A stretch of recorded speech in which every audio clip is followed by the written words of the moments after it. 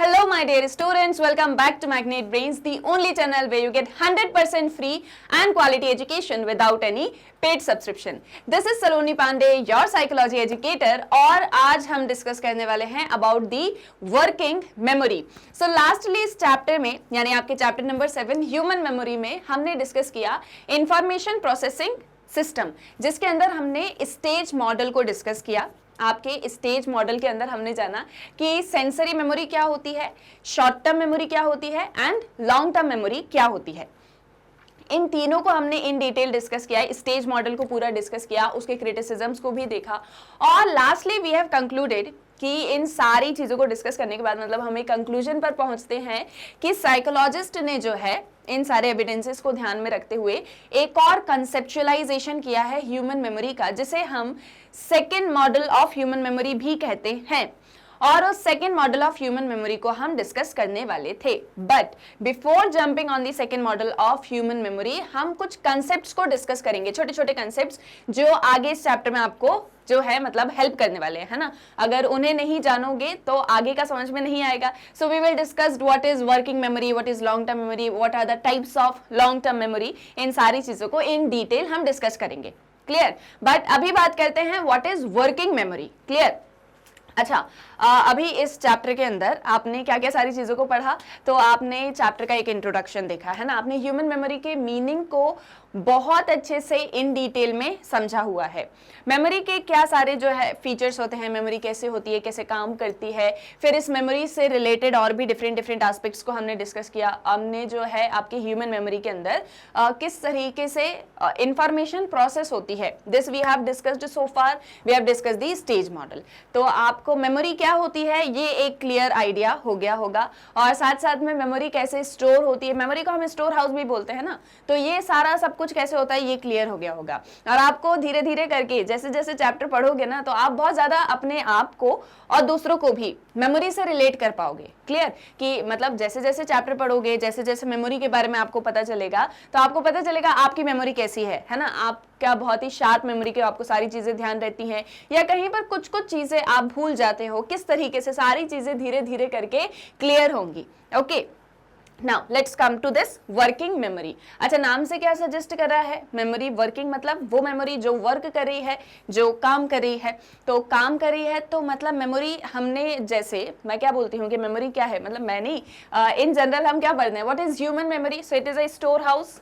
Okay, ये एक चीज हम बोलते हैं कि मेमोरी क्या है, मेमोरी है एक स्टोर हाउस, मतलब एक ऐसा घर है जिसके अंदर मेमोरी को हमने रख के रखा हुआ है। ऐसे ये मतलब हुआ क्या इसका। So basically it is a cognitive process. Memory क्या है, मेमोरी है आपका एक कॉग्निटिव प्रोसेस। अब कॉग्निटिव प्रोसेस के अंदर क्या होता है, सो इसके अंदर सारे मेंटल प्रोसेसेस आते हैं, जिसमें ही मेमोरी भी एक पार्ट है। मतलब हमारे माइंड का एक फंक्शन है मेमोरी। हमारा माइंड जो है वो मेमोरी बना के रखता है, क्या करके रखता है, रिटेनिंग द इंफॉर्मेशन। क्लियर, यही पढ़ा था ना, यही पढ़ा है, सारा सब कुछ जो पढ़ा है वही बता रही हूँ, कुछ अलग से नहीं बता रही हूँ। सो हमने ये एक चीज पढ़ी कि मेमोरी क्या होती है, जो इंफॉर्मेशन को रिटेन करके रखती है। लेकिन ह्यूमन मेमोरी का काम सिर्फ और सिर्फ इंफॉर्मेशन को स्टोर करके नहीं होता, मतलब स्टोर करके रखना ही नहीं होता। मेमोरी के और भी ढेर सारे फंक्शंस होते हैं। इट इज नॉट लाइक कि आपकी कोई मेमोरी है कि आपका 5th बर्थडे सेलिब्रेशन कैसे हुआ था और उसकी मेमोरीज जो है वो आपको अभी तक याद हैं। Clear. So that is a kind of कि वो मेमोरी अभी तक आपके जो है मतलब माइंड में स्टोर है, आपको अभी तक वो चीजें याद हैं। क्लियर। लेकिन उस मेमोरी को आप बहुत बार जो है मतलब याद करते हो, किसी को बताते हो, उस मेमोरी से रिलेट करके आप अक्सर आज भी बहुत मे बी जब आप आज अपना बर्थडे, मान लो जब आप 20 ईयर्स ओल्ड हो जाओगे या 15 ईयर्स ओल्ड होगे, तो आप क्या करोगे कि 5 ईयर्स जब मैं हो गया था, 5 साल का जब मैं हो गया था, तब मैंने जैसा अपना बर्थडे सेलिब्रेट किया था, मैं वापस उसको रिक्रिएट करता हूँ 15th बर्थडे पर, आप या आपकी फैमिली। क्लियर। सो आप क्या करते हो, सिर्फ और सिर्फ इंफॉर्मेशन को रिटेन करके नहीं रखते हो, बल्कि उस पर वर्क भी करते हो, उसको अपने एक्सपीरियंसेस में यूज करते हो, उसको अपने बिहेवियर में यूज करते हो, है ना। ये सारा सब कुछ पढ़ा है, ठीक है। मैं फिर से बोल रही हूँ, मैं कुछ अलग नहीं पढ़ा रही, मैं वही सारा कुछ पढ़ा रही हूँ जो अभी तक हमने पढ़ा। So now coming back to this working memory. तो मतलब मेमोरी का मतलब सिर्फ और सिर्फ इंफॉर्मेशन रिटेन करके रखना ही नहीं होता, बल्कि उसके ऊपर वर्क करना भी होता है, उसको यूज में लाना भी होता है। तो उसी से रिलेटेड हम पढ़ेंगे कि वर्किंग मेमोरी क्या होती है, वो मेमोरी जो वर्क कर रही है। अब कैसे वर्क करती है, कैसे ये सारा सब कुछ होता है, इसे हम डिस्कस करते हैं। Clear? So in recent years psychologists have suggested that the short-term memory is not unitary, rather it may consist of many components. अब अगेन वही चीज पिछले मतलब प्रीवियस लेक्चर में हमने स्टेज मॉडल को डिस्कस किया। Clear what we have discussed in the stage model? Let's revise. Okay, so in the stage model, in the stage model we have discussed three types of memory. First is your sensory memory. Clear? First is sensory memory. Second is your short term memory. Clear? Second is your short term memory and third was long term memory. Clear? ये पढ़ा हुआ है हमने। अब हमने short term और long term memory और मतलब सेंसरी मेमोरी के बारे में क्या पढ़ा था? सेंसरी मेमोरी मतलब वो मेमोरी जो आपके सेंसेस के थ्रू आप किसी चीज पर, जब आपके सेंसेस किसी चीज पर अटेंशन पे करते हैं तो वो चीज उनके माइंड में रह जाती है, उनकी मेमोरी में रह जाती है। But this is for some seconds, maybe 1 second, 2 second, 10 seconds. Clear? यही पढ़ा था, है ना? यही होती है सेंसरी मेमोरी। लाइक आप रास्ते से जा रहे थे, आपने किसी चीज को देखा, आपको अच्छी लगी, तो कुछ सेकंड्स के लिए आपको वो चीज ध्यान रही, देन आप आगे बढ़ गए अपने, मतलब जो जहां भी आप अपनी जर्नी में आगे बढ़ गए एंड आप उस चीज को भूल जाते हो। Clear? So that comes under your sensory memory. Second is your short term memory, मतलब कोई चीज आपने जनरली सुनी हो, है ना? क्योंकि ऐसा कहा जाता है कि जो आपकी शॉर्ट टर्म मेमोरी होती है वो कैसी होती है? वो सारी चीजें जो इंफॉर्मेशन आपने सुनी हुई है, ऑडिटरी सेंसेस के थ्रू जो इंफॉर्मेशन आप तक पहुंची है जनरली, वो हमारी शॉर्ट टर्म मेमोरी में रहती है। Clear? This is for a period of 30 seconds. Duration क्या होती है? 30 सेकेंड्स। इसमें मैंने आपको एक एग्जांपल दिया था इंस्टाग्राम पर, जब आप रील्स देखते हो, दिया था ये एग्जांपल कि जब आप इंस्टाग्राम पर रील देख रहे होते हो, ठीक है, स्क्रॉल कर रहे होते हो, या यूट्यूब पर आप देख रहे होते हो, जनरली देखो सब करते हैं ये चीज, है ना? आप भी करते हो, आपकी जनरेशन ऐसी है कि आप लोग भी ये सारी चीजें करते हो, टेक्नोलॉजिकली एडवांस्ड हो, कभी थोड़ा कुछ देख रहे थे, सुन रहे थे, कोई भी चीज अपने फोन में कर रहे थे। जैसे सपोज आपने कोई सॉन्ग सुना, ठीक है, उसकी 1-2 लाइन्स आपने सुनी, आपको बहुत अच्छा लगा, तो आपने कहा यार थोड़ी देर बाद इसको गूगल करके पूरा सुनूंगा, अभी जो काम कर रहा हूँ वो कर लेता हूँ, ठीक है। तो वो चीज अराउंड 30 सेकेंड्स तक आपके माइंड में रहेगी, देन आप उसको भूल जाओगे। So that comes under your short term memory. अगर आप उसको रिहर्स नहीं करते हो तो आप उसको भूल जाओगे, बट अगर आप उसको बार बार रिहर्स करते हो तो वो आपकी लॉन्ग टर्म मेमोरी में चली जाएगी, और जनरली इंफॉर्मेशन जो है वो अनलिमिटेड टाइम पीरियड तक आपके माइंड में, आपकी मेमोरी में स्टोर रहेगी। यही पढ़ा था स्टेज मॉडल में, बाद में उसके क्रिटिसिज्म्स देखे थे। Now what working memory is saying कि जो आपकी शॉर्ट टर्म मेमोरी होती है वो सिर्फ और सिर्फ यूनिटरी नहीं होती। वो कैसी नहीं होती? यूनिटरी नहीं होती, बल्कि उसमें बहुत सारे कंपोनेंट्स होते हैं। देखो अब अगेन हमने क्या डिस्कस किया, जैसे मान लो आपके सेंसेस ने किसी इंफॉर्मेशन को देखा, सुना, जो भी किया। क्लियर? फॉर एग्जाम्पल आप रास्ते से जा रहे थे तो आपको एक बहुत ही सुंदर सा जो है क्या दिखता है, जैसे सपोज कोई स्टेच्यू दिखता है। क्लियर? आप रास्ते से कहीं जा रहे थे, आपको अपनी सिटी में एक बहुत ही सुंदर सा स्टेच्यू दिखता है। ओके, स्टेच्यू आपको जस्ट देखा, आपके सेंसेस ने देखा, किसने देखा? आईज ने देखा। ओके, सो आपने स्टेच्यू को बहुत अच्छे से देखा, उस स्टेच्यू ने आपके अटेंशन को कैच किया, आप स्टेच्यू को देख रहे थे और देखते देखते बहुत देर तक मतलब आपको बहुत अच्छा लगा। So that goes into your short term memory. अब वो स्टेच्यू से रिलेटेड इंफॉर्मेशन कहाँ चली गई? आपके शॉर्ट टर्म मेमोरी में चली गई, क्योंकि हमेशा शॉर्ट टर्म मेमोरी में इंफॉर्मेशन ऑडिटरी ही हो ये जरूरी नहीं है, तो वो आपकी शॉर्ट टर्म मेमोरी में चली गई। अब आपने उस स्टेच्यू के बारे में गूगल किया, थोड़ा आपने सर्च वर्च करना जो है स्टार्ट किया, तो आपने देखा कि जो है वो किसी बहुत ही महान पुरुष या महान महिला का था, ठीक है, और फिर उसके बारे में आपने सर्च किया कि वो कहाँ से थे, क्यों बिलोंग करते थे, उनका स्टेच्यू क्यों बना है, एक्सेट्रा एक्सेट्रा, स्टेच्यू की कितनी हाइट है, स्टेच्यू कौन सी सिटी एरिया, एक्सेट्रा एक्सेट्रा, आपने सब कुछ उसके बारे में सर्च किया। Now after the rehearsal this information goes to your long term memory, ठीक है। अब उस स्टेच्यू से रिलेटेड इंफॉर्मेशन बहुत समय तक आपके माइंड में, आपकी मेमोरी में रह सकती है। तो जनरली इस तरीके से इंफॉर्मेशन का फ्लो होता है, कहां पर? ह्यूमन मेमोरी में। Just suppose this is human memory, just suppose this is human memory. तो यहाँ पर जनरली क्या एक चीज स्टेज मॉडल के अंदर माना जाता है कि there is something like this, compartments. Clear?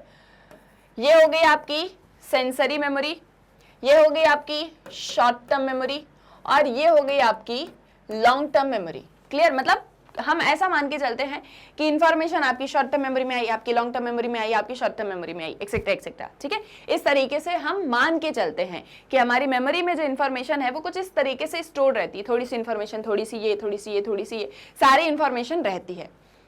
But working memory की फर्स्ट लाइन जो हमने रीड करी वो क्या कह रही है?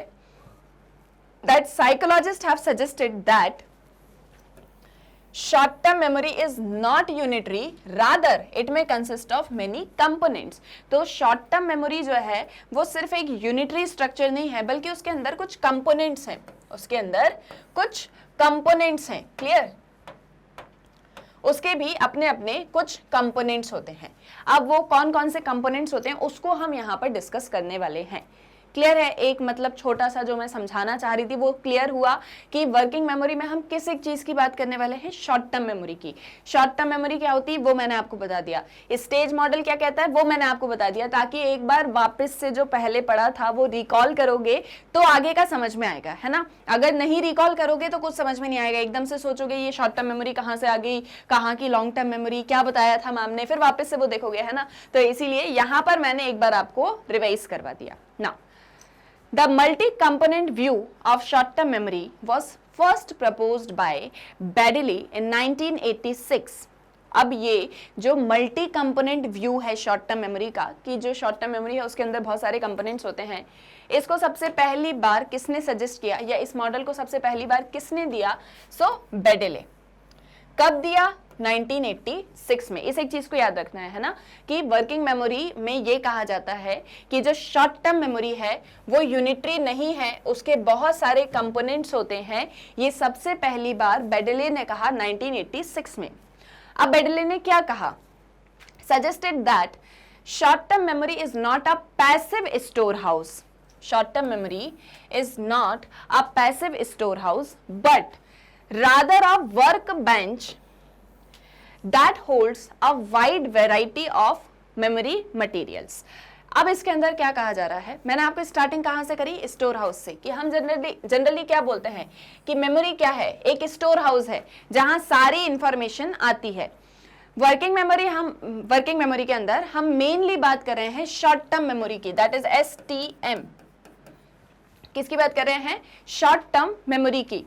अब इस शॉर्ट टर्म मेमोरी के अंदर अगर कोई इंफॉर्मेशन आ रही है तो जस्ट उस इंफॉर्मेशन को हमने स्टोर कर लिया, ऐसा तो नहीं होगा, है ना। तो मतलब मेमोरी सिर्फ और सिर्फ एक पैसिव स्टोर हाउस तो नहीं है, बल्कि क्या है? एक वर्क बेंच है। वर्क बेंच जिसके अंदर बहुत सारा मेमोरी मटेरियल है, जिसके अंदर दिन भर में ना जाने कितना सारा इंफॉर्मेशन हम तक पहुंचता है, कितनी सारी चीजों को हम स्टोर करके रखते हैं। आपने भी देखा होगा कि बहुत बार ऐसी ढेर सारी इंफॉर्मेशन होती है, या ऐसी बहुत सारी बातें होती हैं, बहुत सारी ऐसी चीजें होती हैं जो हम हमारी डेली लाइफ में करते हैं, जो हमें 1 दिन 2 दिन 3 दिन ज्यादा से ज्यादा ध्यान रहती हैं, बट उसके बाद में हम उसे भूल जाते हैं। बहुत बार होती है ना, ये चीजें होती है हमारे साथ में। इसे हम अपनी शॉर्ट टर्म मेमोरी के अंदर रखते हैं। इसे हम कहाँ रखते हैं? शॉर्ट टर्म मेमोरी के अंदर। अब आप ये सोचोगे कि स्टेज मॉडल में हमने पढ़ा था कि 30 सेकेंड्स तक की इंफॉर्मेशन शॉर्ट टर्म मेमोरी में रहती है, बट जनरली क्या होता है, देखो जैसे मैं आपको एक एग्जांपल देती हूँ, ठीक है। वो रील वाला एग्जांपल सबसे बेस्ट लगता है मुझे, वही आपको देती हूँ। जस्ट सपोज आपने कोई रील देखी, रील शॉर्ट्स कुछ भी आप अपने फोन में देख रहे थे, तो आपने उसको देखा, तो आपने कहा यार बहुत अच्छा सॉन्ग लग रहा है ये। आपने उस सॉन्ग को गूगल किया। आपने क्या किया? आपने उस सॉन्ग को गूगल किया या यूट्यूब पर देखा, ओके। अब आपने उस सॉन्ग को सुना, आपको बहुत अच्छा लगा। आपने 2-4 दिन उस सॉन्ग को सुना, मतलब जब भी आपका मन हुआ कि मेरे को म्यूजिक सुनना है तो आपने उसी सॉन्ग को सुना, है ना। 2-4 दिन तक सुना, बहुत अच्छा आपको लगा। बट एक टाइम ऐसा आएगा, there will be a point जब आप बोर होने लगोगे उस सॉन्ग से। आपको ऐसा लगेगा यार अब कितना और ज्यादा कितना, तो भी वो सॉन्ग आपको 2-1 दिन तक ध्यान रहेगा। देन धीरे धीरे करके आप उसके कुछ ना कुछ लिरिक्स भूलना स्टार्ट करोगे, धीरे धीरे करके वो सॉन्ग आप भूल जाओगे। So that comes under the part of your short term memory. Clear? आया समझ में? तो इस तरीके की चीजों को हम शॉर्ट टर्म मेमोरी में रखते हैं। ऐसी चीजें जो अनलिमिटेड टाइम पीरियड तक हमारी मेमोरी में रहती हैं उसे लॉन्ग टर्म मेमोरी बोलते हैं ना। अब वो लॉन्ग टर्म शॉर्ट टर्म पर नहीं जा रहे हैं, वापस वर्किंग मेमोरी पर आ जाते हैं। सो अब हमारे पास में तो बहुत सारा मेमोरी मटेरियल है, ठीक है। So that are constantly handled, manipulated and transformed as people perform various cognitive task. 3 word, handled, manipulated and transformed. तो अब जो भी इंफॉर्मेशन आपकी शॉर्ट टर्म मेमोरी में आती है, उस इंफॉर्मेशन को हम सभी हैंडल भी करते हैं, यानी कि शॉर्ट टर्म मेमोरी में जो भी इंफॉर्मेशन आई उसको स्टोर करके रखना, उसको हैंडल करके रखना, उस इंफॉर्मेशन को मैनिपुलेट करना, यूज करना, फिर उसे ट्रांसफॉर्म करना। ट्रांसफॉर्म कहाँ करोगे? लॉन्ग टर्म मेमोरी में या LTM में। जनरली ये बताया गया है स्टेज मॉडल के अंदर, क्लियर, लेकिन इन जनरल आप उसको ट्रांसफॉर्म करते हो, क्लियर। तो ये कब होता है? जब हम सभी डिफरेंट कॉग्निटिव टास्क करते हैं, यानी कि मेंटल प्रोसेसेस, जैसे कि अंडरस्टैंडिंग, नोइंग, एक्सेट्रा एक्सेट्रा। जब भी आप कोई कॉग्निटिव टास्क कर रहे होते हो, तब आप अपनी शॉर्ट टर्म मेमोरी से जो भी इंफॉर्मेशन आपने स्टोर करके रखी है, आप उसको मैनिपुलेट भी करते हो, आप उसको ट्रांसफॉर्म भी करते हो। तो इस तरीके से शॉर्ट टर्म मेमोरी जो है वो सिर्फ और सिर्फ एक स्टोर हाउस नहीं है, बल्कि वो एक वर्क बेंच है, जिसके अंदर जो भी इंफॉर्मेशन है हम उसको वर्क में, हम उसको यूज में ले रहे हैं। सो बेसिकली जो आपका वर्किंग मेमोरी है वो क्या एक चीज बोलता है कि मेमोरी सिर्फ और सिर्फ स्टोर हाउस नहीं है, सिर्फ और सिर्फ एक ऐसी चीज नहीं है जहां पर आपने इंफॉर्मेशन को स्टोर करके रखा हुआ है, बल्कि वर्किंग मेमोरी क्या है? वर्क बेंच है, जिसके अंदर जो भी हमारे पास इंफॉर्मेशन होती है हम उसको वर्क में लाते हैं, हम उसको यूज में लाते हैं, हम उसको फंक्शन कराते हैं। क्लियर? ये आया समझ में? अब बेडले ने जो भी सारा शॉर्ट टर्म मेमोरी के बारे में बताया है, मल्टी कंपोनेंट व्यू को, उसको हम यहाँ पर डिस्कस करेंगे। The work bench is called the working memory. Clear है? आया समझ में कि ये जो वर्क बेंच हम बोल रहे हैं यही वर्किंग मेमोरी है, कि मेमोरी में जो भी इंफॉर्मेशन स्टोर्ड है उसको यूज में लेकर आना, that is your working memory. Clear है? ये भी आया यहाँ तक समझ में? अब इसके एक बार बिल्कुल छोटे छोटे से शॉर्ट नोट्स हम बनाएंगे, ताकि एक बार इतना जितना पढ़ाया वो रिवाइज हो जाए। रिवाइज करो मतलब एक और बार से सुनोगे तो और अच्छे से क्लियर होगा। क्लियर? देखो, so what we have discussed, multi-component view, multi-component of Baddeley. और बेडेले ने ये व्यू कब दिया? 1986 में। क्लियर? स्पेलिंग सही लिखी है मैंने, दैट्स बेडेले। क्लियर? सो ये इन्होंने मल्टी कंपोनेंट व्यू दिया। इस मल्टी कंपोनेंट व्यू में इन्होंने क्या एक चीज कही? What he propagated that your short term memory, short term memory, जिसको हम क्या बोलते हैं शॉर्ट में? STM। क्या बोलते हैं? STM। So STM is not a passive store house of memory. Short term memory क्या है? सिर्फ और सिर्फ एक पैसिव स्टोर हाउस नहीं है, बल्कि क्या है? एक वर्क बेंच है। क्लियर? क्या है? वर्क बेंच है। इस वर्क बेंच के अंदर क्या होता है? इस वर्क बेंच के अंदर जो भी इंफॉर्मेशन है, जो भी इंफॉर्मेशन है, information in STM is, देखो, handled, manipulated and transformed. Handled, manipulated and transformed. Clear? ये आया समझ में यहां तक कि शॉर्ट टर्म मेमोरी क्या है? सिर्फ और सिर्फ एक पैसिव स्टोर हाउस नहीं है, बल्कि एक वर्क बेंच है, जिसके अंदर हमारे पास जो भी इंफॉर्मेशन होती है STM में, हम उसको हैंडल, मैनिपुलेट और ट्रांसफॉर्म करते हैं। और इसी वर्क बेंच को क्या कहा जाता है? Working memory. क्लियर? ये है समझ में, यहां तक तो कोई डाउट नहीं है कि बेडेलर का मल्टी कंपोनेंट व्यू क्या है, उसमें शॉर्ट टर्म मेमोरी के अंदर हमने क्या कहा है क्या नहीं कहा है एक्सेट्रा एक्सेट्रा। क्लियर है, इतने में तो कोई डाउट नहीं है। तो generally what is working memory, that means the information that is handled, manipulated and transformed with in the short term memory is working memory. Clear, समझ में आया, कोई डाउट तो नहीं यहां तक? यहां तक आपको कोई डाउट है या कोई चीज आपको पूछनी है तो मुझे पूछो कमेंट सेक्शन में। इसके अलावा I think this much thing is clear to you. Clear है, डाउट तो नहीं है? चलो अब नेक्स्ट एक एक कंपोनेंट को डिस्कस करेंगे, ठीक है? वर्किंग मेमोरी के एक एक कंपोनेंट को हम यहां पर डिस्कस करेंगे। So number 1, the first component of the working memory is the phonological loop which holds a limited number of sounds and unless rehearsed they decay within 2 seconds. Clear? देखो first component क्या है, phonological loop. लिखो यहां पर, note down करो, ठीक है? Shorts मतलब जो है शॉर्ट फॉर्म में हम नोट्स बनाते हैं। नंबर 1,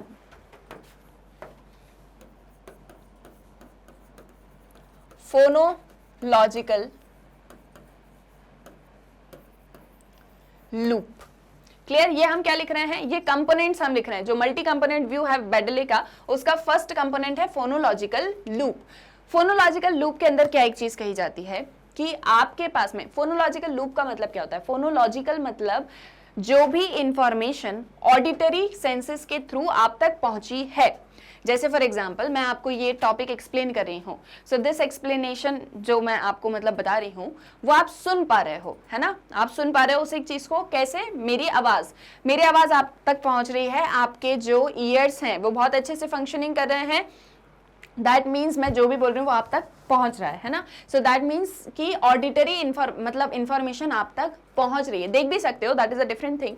बट जैसे फॉर एग्जांपल मैं कोई सॉन्ग प्ले कर दूं, ठीक है, या मतलब जैसे आप जनरली सुनते हो ना जियो सावन पे, विंक पे, एक्सेट्रा एक्सेट्रा, तो आपने कोई सॉन्ग प्ले किया, आप उसको सुन पा रहे हो, so that comes under your phonological, है ना? अब यहाँ पर loop, phonological loop, that means कि जो भी इंफॉर्मेशन आप तक पहुंची है वो साउंड के थ्रू पहुंची है। क्लियर? और ये जो साउंड है ये लिमिटेड नंबर तक आपके पास रहने वाला है। जो भी इंफॉर्मेशन है वो लिमिटेड नंबर ऑफ साउंड्स तक ही आप तक रहेगी अगर आप उसको रिहर्स नहीं करते हो। अगर आप उसको रिहर्स नहीं करोगे तो 2 सेकंड के अंदर वो इंफॉर्मेशन जो है वो डिके हो जाएगी, लूप हो जाएगी। दैट मीन्स जैसे फॉर एग्जाम्पल वही वापस कंटिन्यू करते हैं, रील वाला एग्जांपल वो सबसे बेस्ट है, सारा टॉपिक आपको उसी से समझ में आ जाएगा, है ना? कि जैसे आपने कोई रील देखी, आप स्क्रॉल कर रहे थे इंस्टाग्राम, आपने कोई रील देखी, आपने साउंड को सुना, आपको समझ में तो आया, मतलब आपने सुना, आपको अच्छा भी लगा, अंदर से एक फील आया, बट आपने कहा बाद में गूगल करूंगा, and you just scroll down. Clear? तो आपने वो जो सॉन्ग सुना था आप उसको बहुत जल्दी भूल जाओगे, है ना? So that comes under your phonological loop, जहां पर आप किसी चीज को सुन पा रहे हो, कोई भी इंफॉर्मेशन आप तक आपके ऑडिटरी सेंसेस के थ्रू पहुंच रही है, बट अगर आप उस पर रिहर्सल नहीं करोगे तो वो 2 सेकंड के अंदर डिके हो जाएगी। क्लियर? वो क्या हो जाएगी? 2 सेकंड के अंदर डिके हो जाएगी। फॉर एग्जाम्पल जस्ट सपोज, ध्यान देना, ठीक है, 9926811393 2 सेकंड्स तक याद रहेगा आपको। अभी मैं यहाँ पर कुछ और बोलने लग जाऊंगी, कुछ और पढ़ाने लग जाऊंगी, आप कुछ और सुनने लग जाओगे तो आप भूल जाओगे, एंड आई थिंक आप भूल गए होंगे कि मैंने क्या नंबर बोला था। क्लियर? तो आप जैसे किसी चीज को सुनते हो, है ना, ये जो नंबर मैंने बोला अब आप भूल चुके हो, आपको नहीं पता कौन सा नंबर था। क्लियर? सो दैट मीन्स कि ये जो मतलब मैंने आपको कोई चीज बोली, आपने सुना, ठीक है, आपने सुना पर आपने उसको रिहर्स नहीं किया ना, मैंने आपको मौका ही नहीं दिया रिहर्सल का, and that information just get decays. आपको याद नहीं है कि मैंने क्या नंबर आपको बोला था। क्लियर? आया समझ में यहाँ तक? So that comes under your phonological loop, इसे हम बोलते हैं फोनोलॉजिकल लूप। ये पहला कंपोनेंट होता है वर्किंग मेमोरी का। अब हम इसको वर्किंग मेमोरी का कंपोनेंट क्यों बोल रहे हैं? मैंने आपसे एक वर्ड बोला, दैट मीन्स रिहर्सल। रिहर्सल मैंने आपसे बोला, अगर जैसे फॉर एग्जांपल मैंने जो भी नंबर अभी यहाँ पर बोला था, अगर मैं वहां पर रुक जाती, आपको थोड़ा टाइम देती, आप उस नंबर को 5-6 बार रिपीट करते तो शायद वो थोड़ी देर तक आपको ध्यान रहता। क्लियर? लेकिन मैंने आपको रिहर्सल का टाइम ही नहीं दिया तो आप उस नंबर को 2 सेकंड के अंदर भूल चुके हो। तो अब यहाँ पर आप क्या कर रहे हो? आप इंफॉर्मेशन के ऊपर वर्क कर रहे हो, दैट मीन्स आप रिहर्सल कर रहे हो। तो इसीलिए ये फर्स्ट कंपोनेंट होगा किसका? वर्किंग मेमोरी का। क्लियर? आया समझ में? तो the first component is called phonological loop. Clear है? Second, Now the second component, visuospatial sketchpad, stores visual and spatial information. तो second component क्या है? Visuospatial sketchpad. Clear? इसको भी नोट डाउन करो. Visuospatial sketchpad.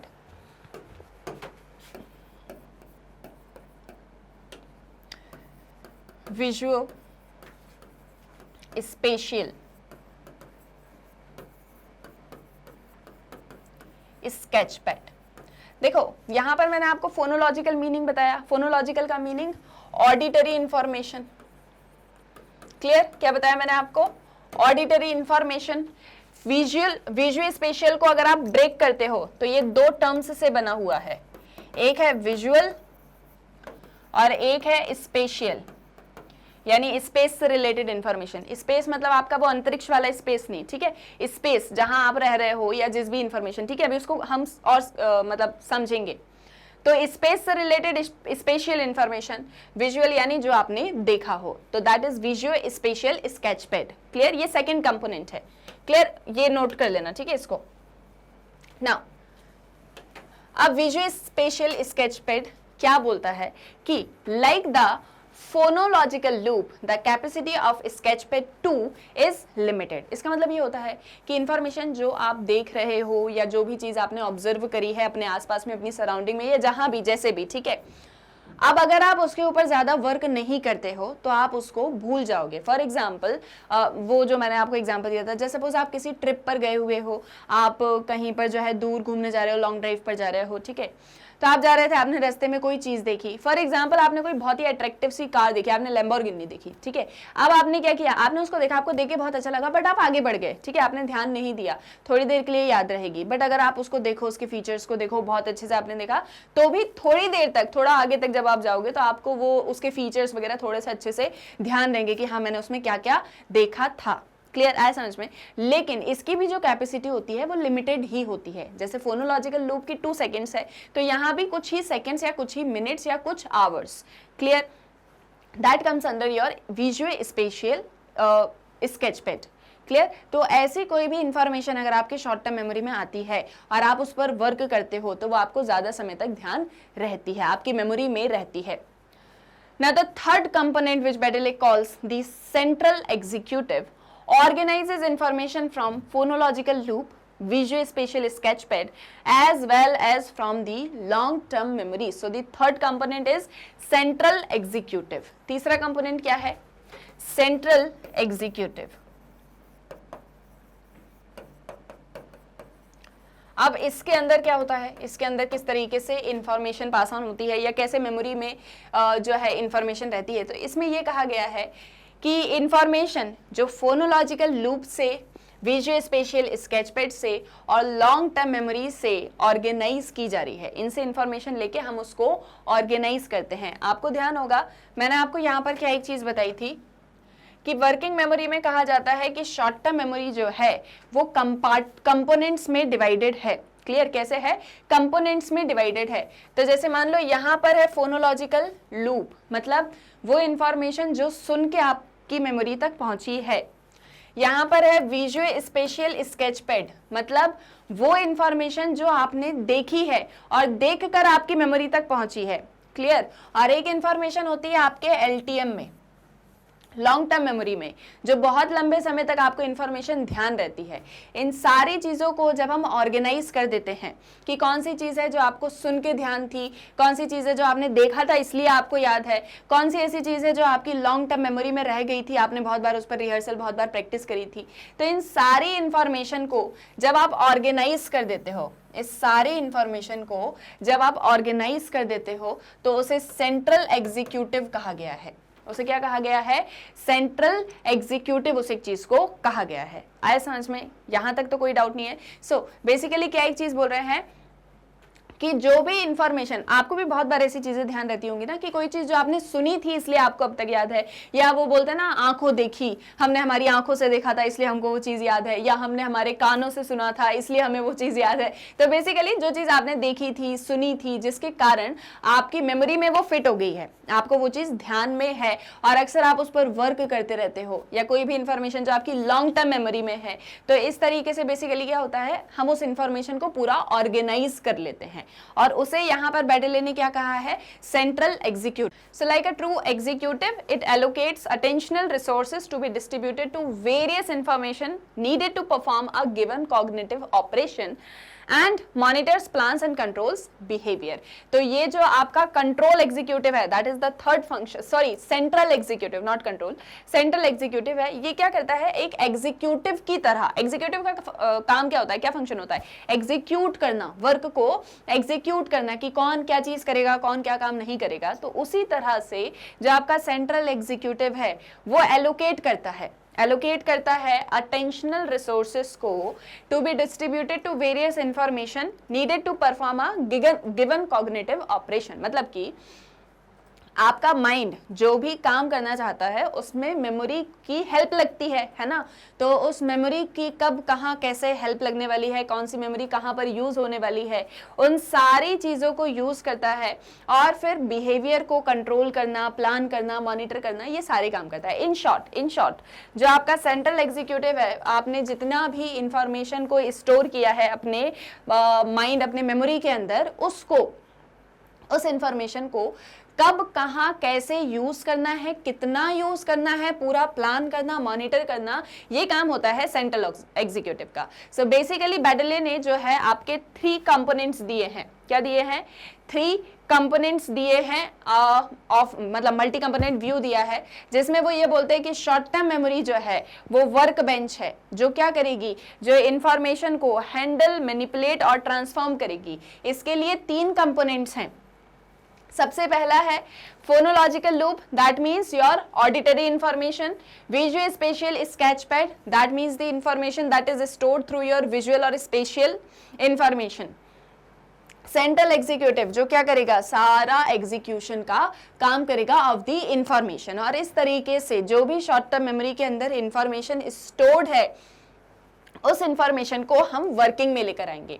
अब देखो इसको एक एग्जाम्पल से समझो. जैसे बहुत बार आपके साथ भी ऐसा होता होगा ना कि आपने बहुत सारी चीज़ों को अपने आसपास ऑब्जर्व करते होगे, फील करते होगे, देखते होगे, सुनते होगे और बहुत सी चीज़ें आपकी मेमोरी में रह जाती होंगी. जैसे फॉर एग्जांपल आप मुझसे इतने टाइम से पढ़ रहे हो, है ना, और आपने मेरे इतने सारे लेक्चर्स देखे हैं, या कोई भी चीज़ आप देखते हो, मैं जस्ट एक एग्जाम्पल दे रही हूँ. तो ऐसी बहुत सारी चीज़ें होंगी जो आप मेरी नोटिस करते होगे, या जो देख के आपको ऐसा लगता होगा कि हाँ ये शायद मैम हर बार करती हैं, ये चीज़ मैम हमेशा बोलती हैं, या मैम हमेशा इस चीज़ के ऊपर ज़्यादा फोकस करती हैं. आपका कहीं ना कहीं कोई भी चीज़ है जो आपने ध्यान दी होगी.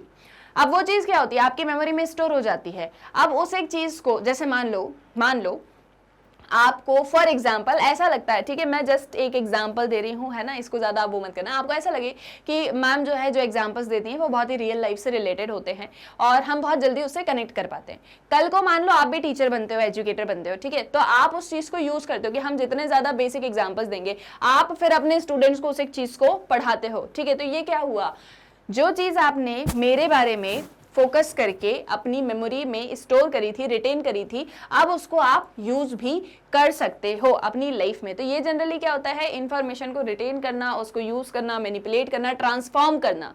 Clear, that also comes under your working memory. Clear.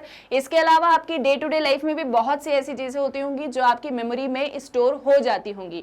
मान लो आपके फ्रेंड ने आपको कोई चीज़ कही थी, कभी कोई बात कही थी जो आपको ध्यान है और उसे आप अपनी लाइफ में आगे यूज़ कर रहे हो. फॉर एग्जाम्पल मान लो आपके पेरेंट्स आपको बहुत बार ऐसा बोलते होंगे कि आपको हमेशा हेल्पफुल होना चाहिए, कोई आपकी हेल्प करे ना करे आपको हमेशा सबकी हेल्प करनी चाहिए. मान लो आपके पेरेंट्स आपको ऐसा बोलते हैं, ठीक है.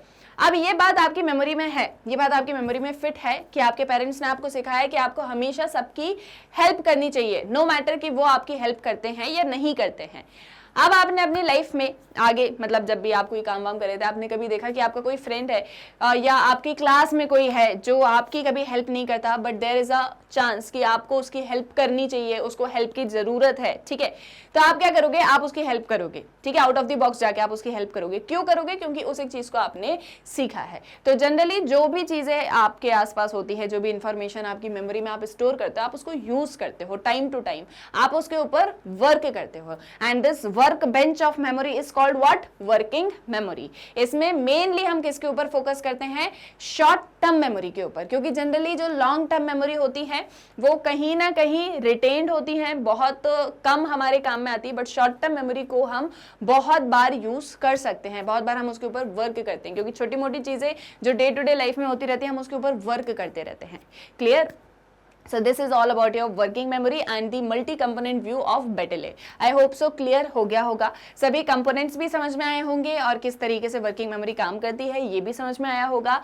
नोट्स जो मैंने बनवाए हैं वो नोट्स आपने बनाए होंगे और इसी के साथ में सारी चीजें भी क्लियर हो गई होंगी। बट स्टिल आपको कोई भी डाउट होता है या कोई चीज आपको समझनी है, नहीं समझ में आई, कोई भी चीज है, तो आप मुझे कमेंट सेक्शन में बता सकते हो, आपके सारे डाउट्स को मैं वहां पर भी आंसर कर दूंगी। बस आपको एक छोटा सा काम करना है, आपकी बुक में ये जो टॉपिक दिया है ना इसको एक बार रीड करना, ठीक है? रीड करना, कोई चीज समझ में नहीं आए तो मुझसे कमेंट सेक्शन में पूछना। हम मिलेंगे नेक्स्ट लेक्चर में जहां पर हम एक और आपके कंसेप्ट को डिस्कस करेंगे related to your chapter number 7 that is human memory. और अब आप भी अपनी मेमोरी के ऊपर जो है काम करना स्टार्ट करो, देखो कि आप कैसे अपनी मेमोरी को शार्प कर सकते हो। क्लियर? सो बस जाते जाते एक और छोटी सी इंफॉर्मेशन कि मैग्नेट ब्रेन्स की वेबसाइट को कैसे एक्सेस करना है। देखो, डेली लेक्चर्स आप देखते हो मैग्नेट ब्रेन्स के यूट्यूब चैनल पर, इसी के साथ में आपको मैग्नेट ब्रेन्स की ऐप को डाउनलोड करना है तो वो भी आप प्ले स्टोर से डाउनलोड कर सकते हो। इसके बाद में जो मैग्नेट ब्रेन्स की ऐप है, सॉरी वेबसाइट है, दैट इज www.magnetbrains.com। आप जैसे ही इसको एक्सेस करते हो आपको सभी क्लासेस के, सभी कोर्सेज के, सभी सब्जेक्ट्स के सारे लेक्चर्स मिलेंगे, सारे कोर्सेज मिलेंगे और सब कुछ एक सीक्वेंस वाइज मिलेगा, एक ऑर्डर में मिलेगा। तो आपको किसी भी चीज को ढूंढने में या किसी भी चीज को आपको बार बार सर्च वगैरह करने में कोई दिक्कत परेशानी नहीं होगी। बहुत सिंपल सा प्रोसेस है, कैसे करना है, क्या करना है वो एक बार समझ लो। देखो, सबसे पहले किसी भी गूगल या ब्राउजर में जाओ, एंटर करो www.magnetbrains.com।